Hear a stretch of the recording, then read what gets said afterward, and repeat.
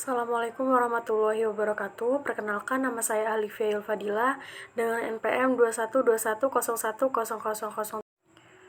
Baik, video ini saya buat untuk memenuhi UAS Hukum Perdata Internasional yang diampu oleh Bapak Idrus Al-Ghifari M.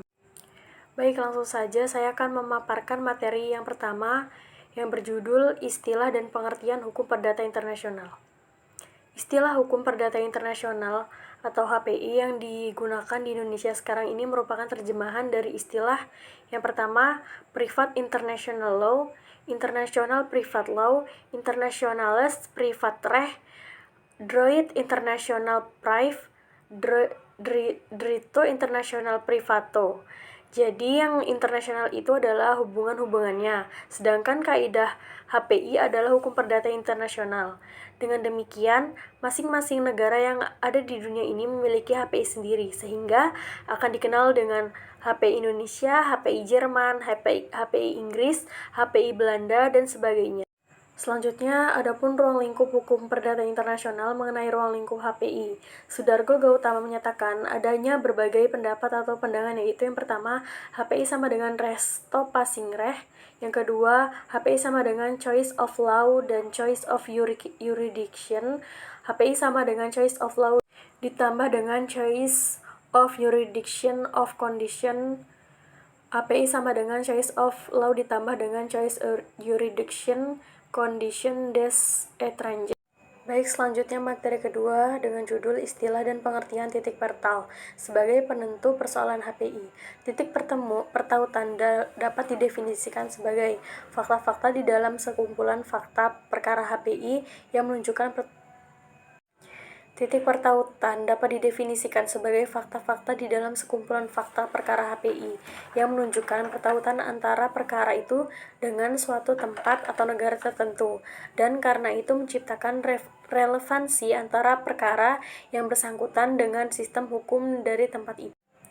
Macam-macam titik pertalian. Yang pertama, titik pertalian primer.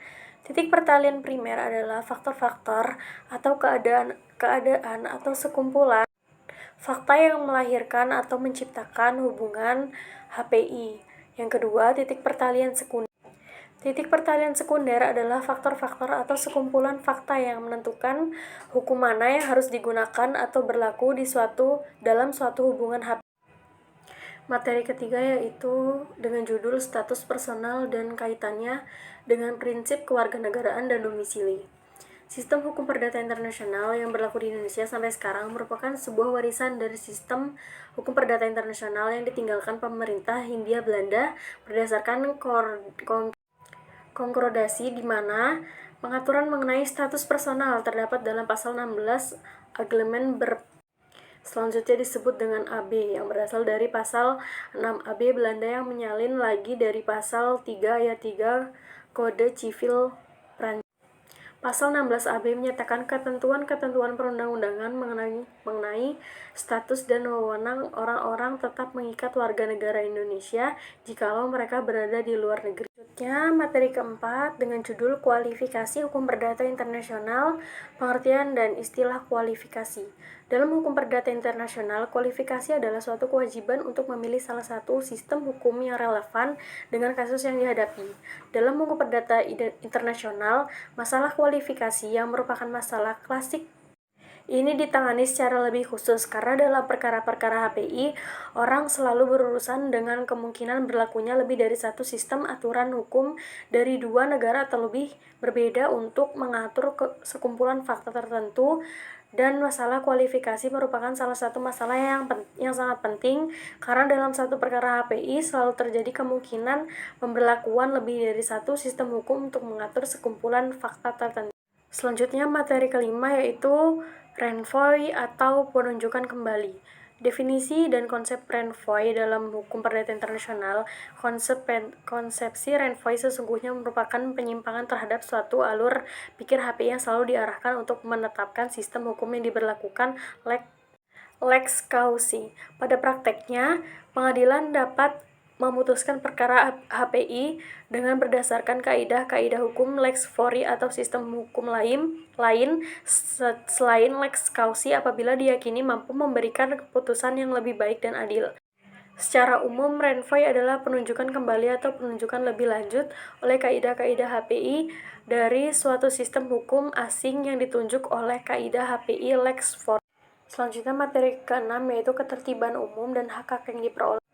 Pengertian ketertiban umum, beberapa persoalan pokok HPI antara lain persoalan ketertiban umum dan persoalan hak-hak yang diperoleh yang berkaitan dengan pertanyaan sejauh mana suatu forum harus mengakui sistem atau kaidah hukum asing atau hak-hak kewajiban hukum asing. Artinya, kedua persoalan itu dapat dianggap sebagai pendekatan yang berbeda terhadap persoalan yang sama dalam HPI, yaitu persoalan sejauh mana suatu pengadilan berkewajiban untuk memperhatikan, menaati, dan mengakui keberlakuan hukum asing sebagai akibat dari adanya unsur asing dalam suatu perkara. Selanjutnya, materi ke-7 yaitu pengertian penyelundupan hukum. Penyelundupan hukum adalah suatu perbuatan yang bertujuan untuk menghindari berlakunya hukum nasional sehingga yang bersangkutan memperoleh suatu keuntungan tertentu sesuai dengan keinginannya, sebab baginya berlaku hukum asing.